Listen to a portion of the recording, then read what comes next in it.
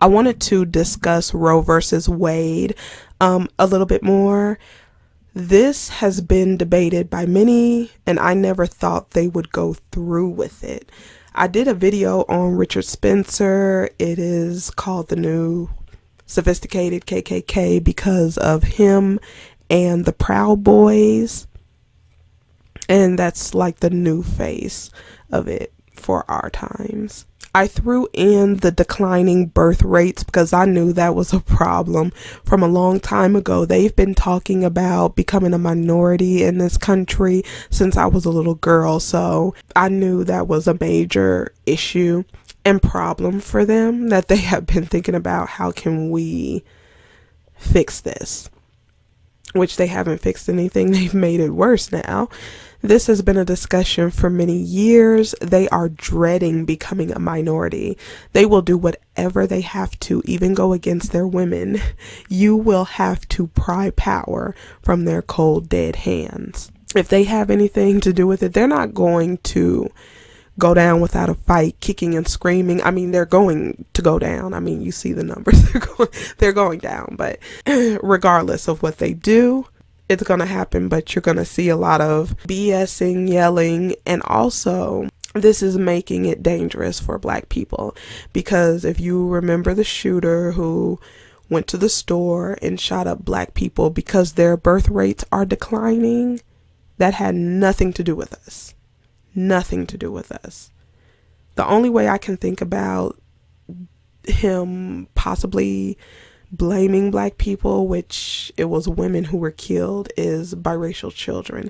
And the majority of biracial children are created by Black men. So it doesn't make sense for him to have harmed Black women. But, you know, that's what punks do. They go after the women and the children. These women are not being taken advantage of. They are pushing out biracial children, and they're deciding not to deal with their men and have all these children. And it's due to a myriad of things. One is economics.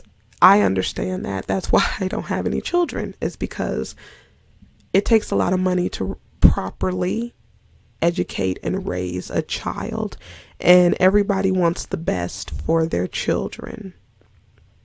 And I just don't believe in bringing children into the world unless you can give them everything that they need. And this current society is insane. I wanted to show two videos that are floating out here. It's just that I want to put them up and have them on my channel just as evidence, and just to have that in case, you know, it's taken down. But the first one is Jane Elliott talking about the birth dearth, and the actual title of the book is The Birth Dearth: What Happens When People in a Free Country Don't Have Enough Babies, and that's by Ben Wattenberg. You need to realize that there are more children attending segregated schools in the United States today than there were previous to Brown versus Board of Education, and that's a fact. You need to realize that it is not the intent of white people to let this situation change in favor of anyone but themselves. And right now, white people are really frightened. If you don't understand the destruction of Planned Parenthood offices, and you don't understand the wall that we're going to build on the southern border of the United States, you haven't read the book The Birth Dearth by Ben Wattenberg. Ben Wattenberg was a brilliant Jewish man who was a member of the American Enterprise Institute, and he wrote a book, the first paragraph of which says, "The main problem confronting the United States today is there aren't enough white babies being born in this country."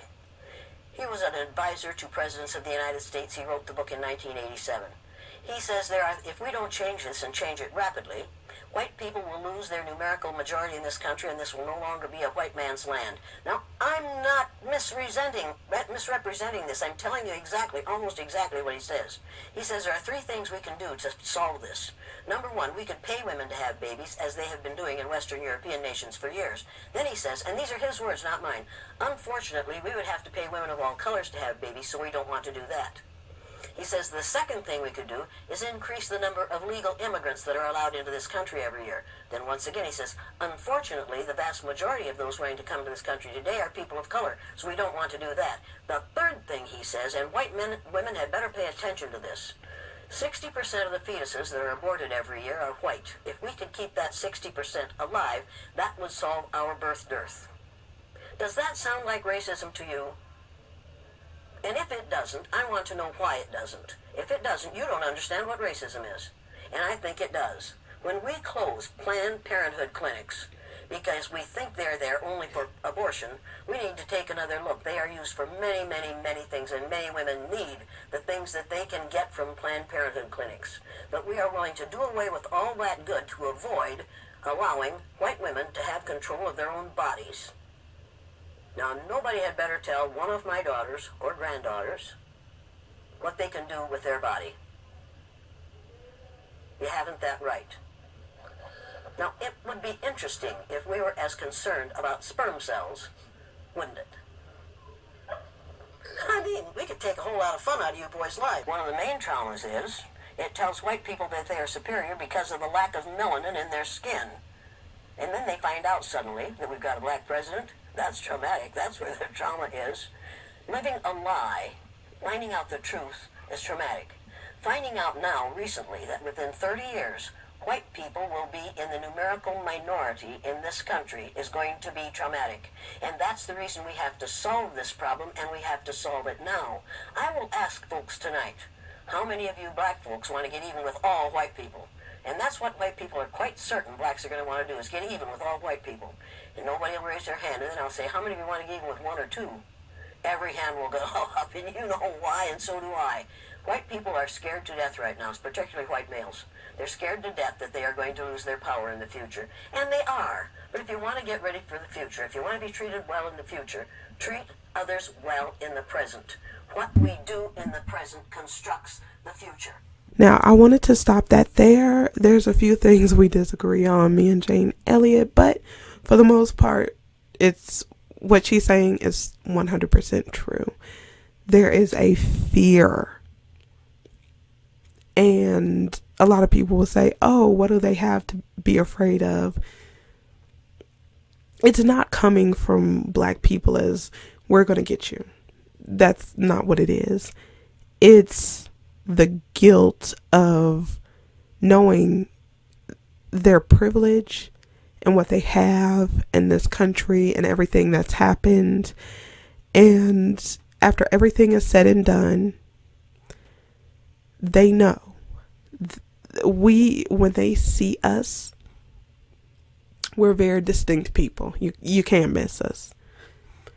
They know the history. They know the crime and the poverty and the state that we are in. They have contributed. They know that in order to maintain said privilege, they must keep these same people as an underclass. And they know that things have been set up a certain way in a caste system. And they know that this hurts innocent people who hasn't done anything, and they want to live their life, and they are essentially stealing life so they can live a privileged one. It's really deep. So they are scrambling. Like Jane Elliott said, fear is driving them because all they really have to do is do the right thing. Hashtag CRT, hashtag reparations. But they're not going to. And that's where the fear is fueling from. You know how you try and feel like you're not going to do something anymore, but deep down you know you are. It's that thing. They know they're not going to give up their privilege. They know they're not going to make things fair, not even a little bit. They want to double down on this. So therefore, the fear is coming from, there's consequences to this. They know they want to keep kicking the can down the road. There's consequences and they're coming, and that's where the fear comes from. But I wanted to actually play another video of Mary Miller because she didn't make an accident. Oh no, she didn't. Republican Mary Miller calls Roe decision victory for white life during an Illinois rally. President Trump, on behalf of all the MAGA patriots in America, I want to thank you for the historic victory for white life in the Supreme Court yesterday. Miller's spokesperson says she misspoke. So I wanted to play that little snippet of her telling the truth. At least she had the balls to say the truth. Everybody else is trying to pretend like it's a right to life for everybody. They don't give a damn about anybody else except them. This is all about them. Everybody has been talking about the decline in birth rates. This is all about them. It's just black people are getting caught up in the middle. Of course, we were integrated. This is what happens. This is the last stand for these people, and I put people in air quotes, yes. Now, black women need to be very vigilant about who they allow in their body, who we allow to be intimate with us, because we will get caught up in their interpersonal bullshit. Black men cheering this is so disingenuous.